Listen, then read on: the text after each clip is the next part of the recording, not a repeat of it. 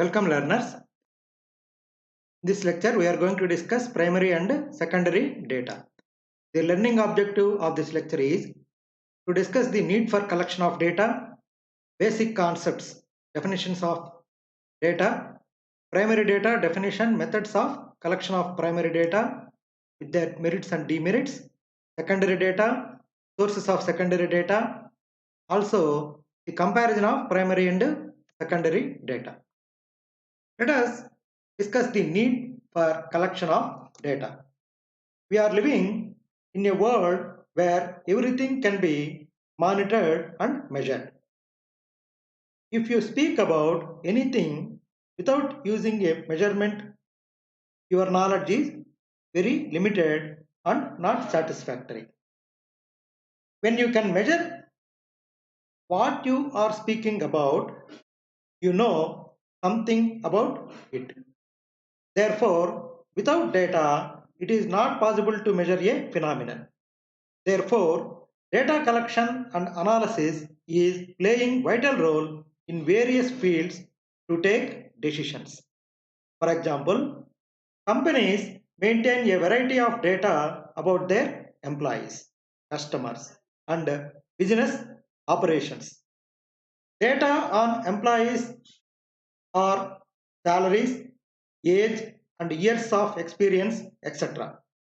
This data can be obtained from internal records of the company. It helps in understanding various facts regarding the employees.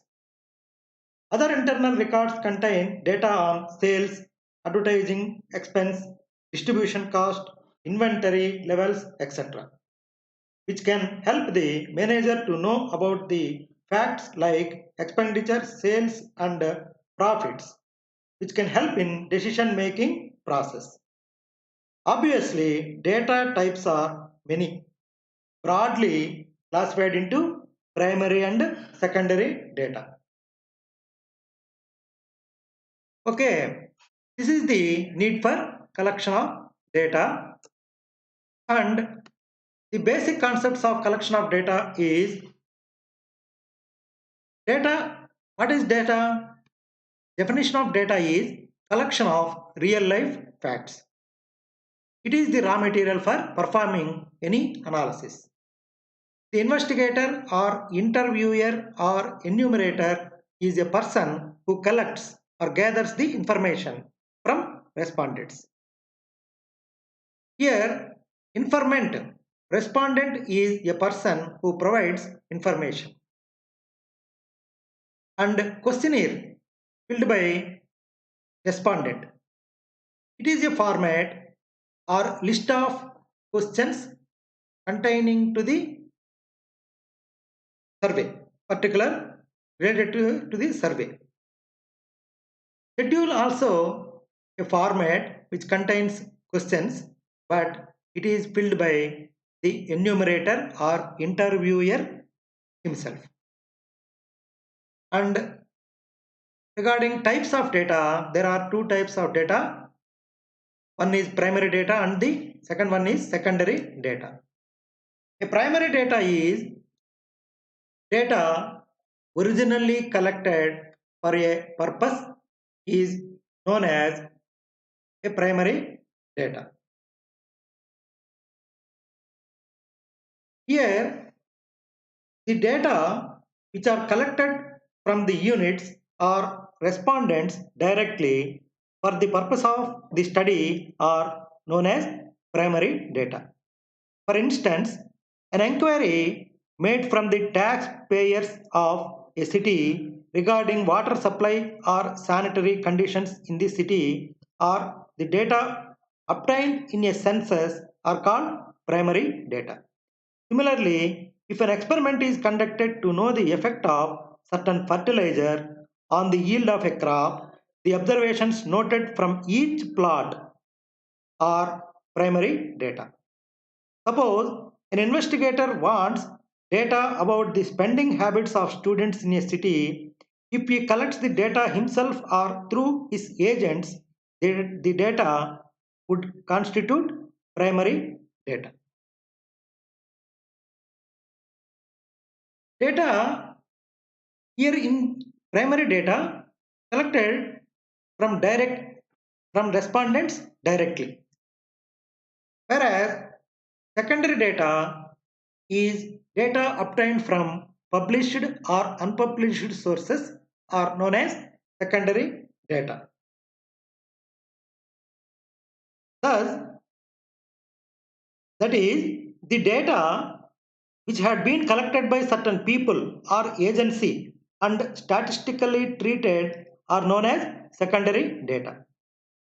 Data which are primarily in the hands of one becomes secondary in the data in the hands of other.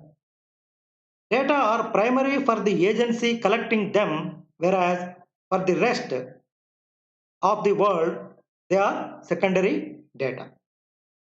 The secondary data found in records are used again and statistically analyzed to extract information for another purpose.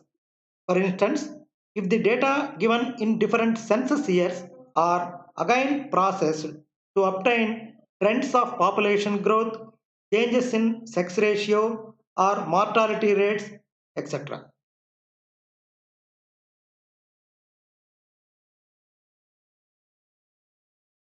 Secondary data are obtained from yearbooks, census reports, survey reports, official records, etc.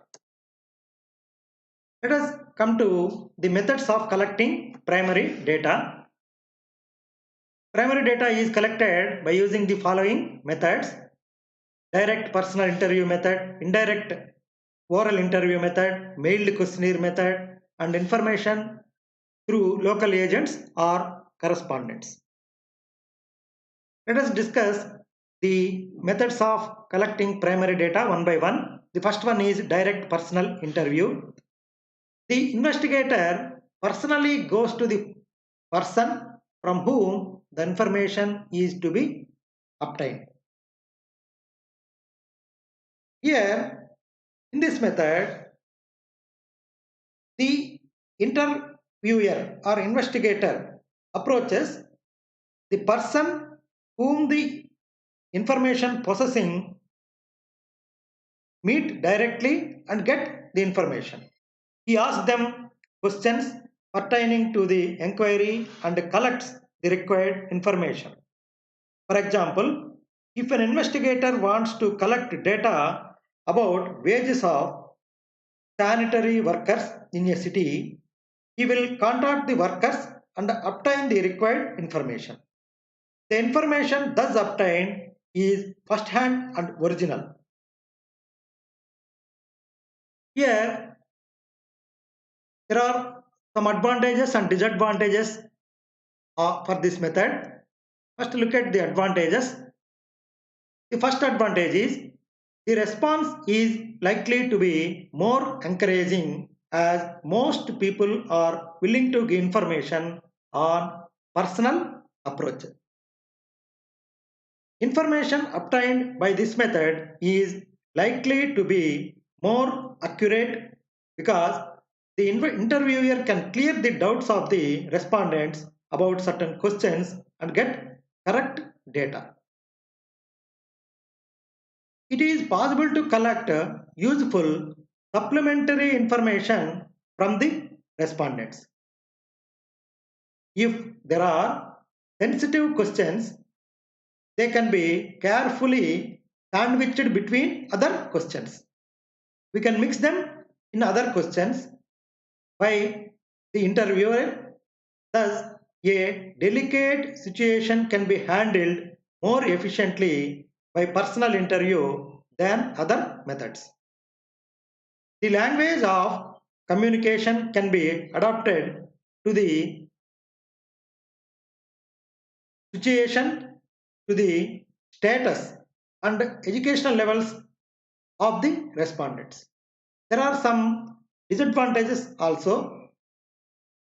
If the number of persons to be interviewed is large and they are spread over a wide area, then this method becomes costly.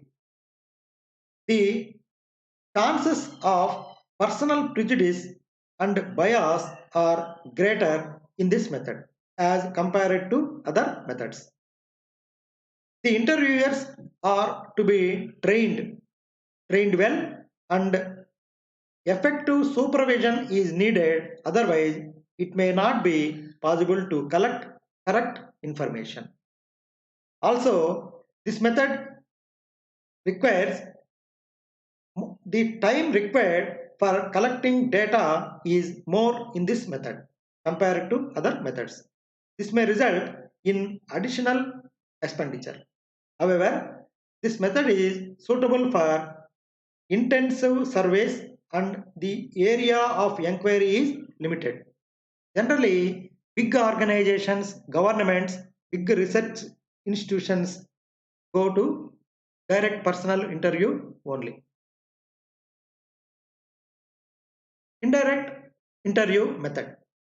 In this method, the investigator contacts third parties who are capable of supplying the necessary information.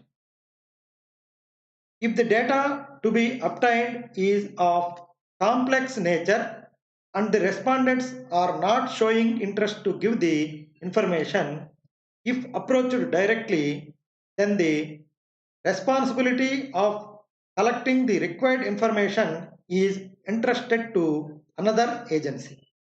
For example, in an inquiry regarding addiction to alcohol drinks, the respondents may be reluctant to give information about their drinking habits.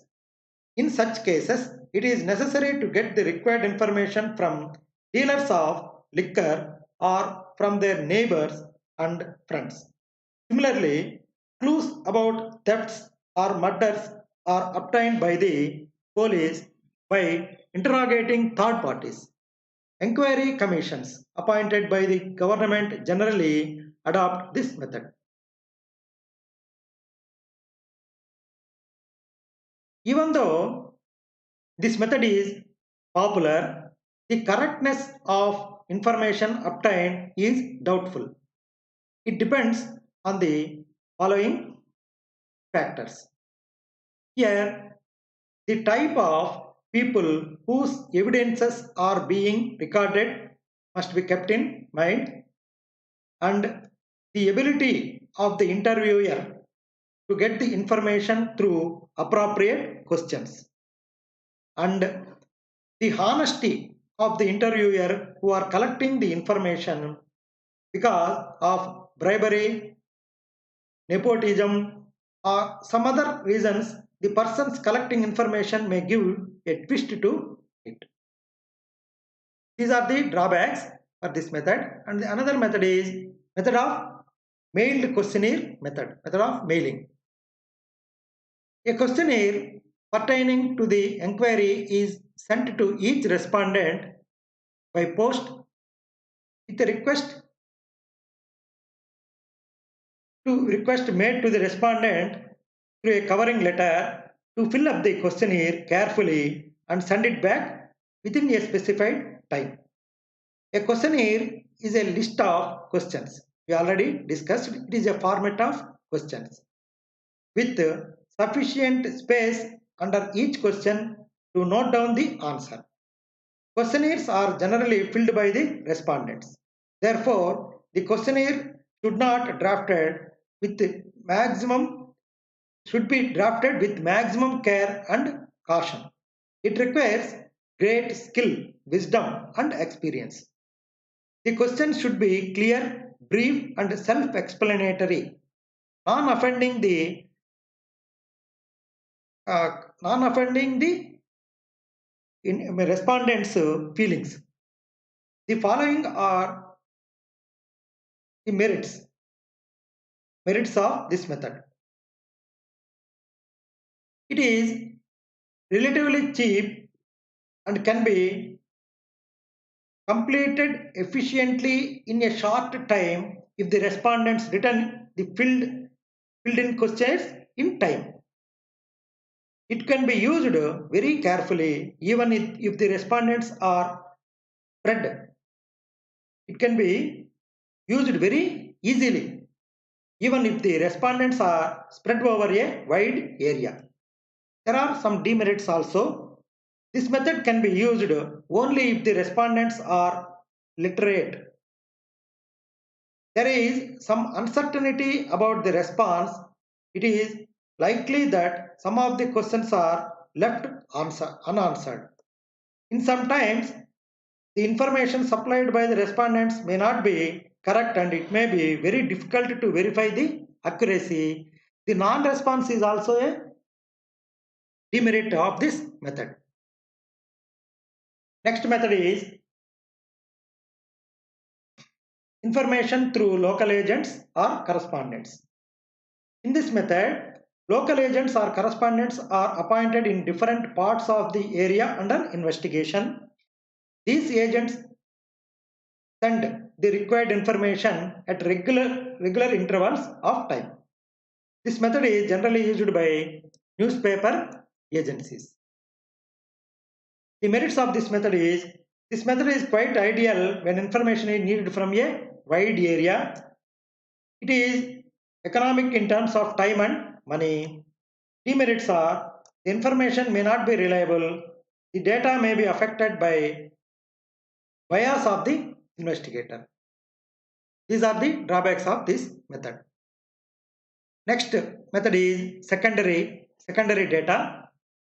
The methods of collecting secondary data are published sources and unpublished sources. In published sources, we have number of national and international organizations which collect statistical data relating to business, labor, prices, production, consumption, industries, agriculture, health, population, and publish the statistical reports regularly. These publications of various organizations are a source of secondary data. Here, the first one is, these are the sources of data. Office of the Registrar General and Census Commissioner of India and Directorate General of Commercial Intelligence and Statistics, Ministry of Commerce, Labour Bureau, Ministry of Labour, Indian Army Statistical Organization, Ministry of Defence, National Sample Survey Organization, NSSO, which is established in the year 1951, Department of Statistics, Ministry of Planning, Directorate of Economics and Statistics, Ministry of Agriculture, Central Statistical Organization, CSO, Department of Statistics, Ministry of Planning. We can find very useful information published by the semi-government organizations. Also, Statistical Department of Reserve Bank of India, if it publishes Reserve Bank of India bulletins monthly and annual reports of bank. Next one is Economics Department of RBI, and next one is the Institute of Socio-Economic Change, Institute of Economic Growth, Institute of Foreign Trade, Gokhale Institute of Politics and Economics, Pune. A number of private commercial and trade institutions like Federation of Indian Chamber of Commerce and Industry, FICCI, Institute of Chartered Accountants of India, trade unions, stock exchanges, cooperative societies publish reports on current economic, business and other items. The report of inquiry commissions of central and state governments and are invaluable sources of secondary data. Statistical data can be obtained from the magazines, periodicals and newspapers like Economic Times, Eastern Economist and Financial Express, Indian Journal of Economics, Commerce, Transport, Statements Yearbook and the Times of India Yearbook, like that. The publications of a number of international agencies provide available invaluable statistical data on a variety of important economic topics. The publications of United Nations organizations, UNO Statistical Yearbook, UN Statistical Abstract, Demographic Yearbook, annual reports of International Labour Organization, World Health Organization, International Monetary Fund, of World Bank are very valued publications of secondary data. There are some unpublished sources also. The statistical data need not always be published data. There are various sources of unpublished statistical data. For instance, the records maintained by private firms or business enterprises, the researches carried out by individual research scholars in the universities or research institutes are also sources can be used whenever necessary. Okay, after collecting the data, we must edit the data. Data should be edited. The interactive editing, selective editing, macro editing, automatic editing are also there. Recollecting the data from the respondents. Compare the data given by the respondent with the data collected earlier from the same. Compare the respondents' data with the data of similar respondents. Use common sense and your knowledge to gauge the data collected from the respondents. Okay.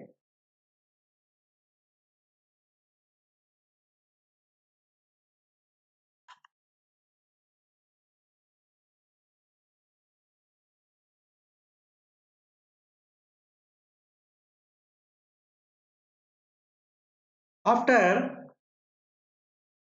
collecting the data, we must carefully check whether the data is suitable or not.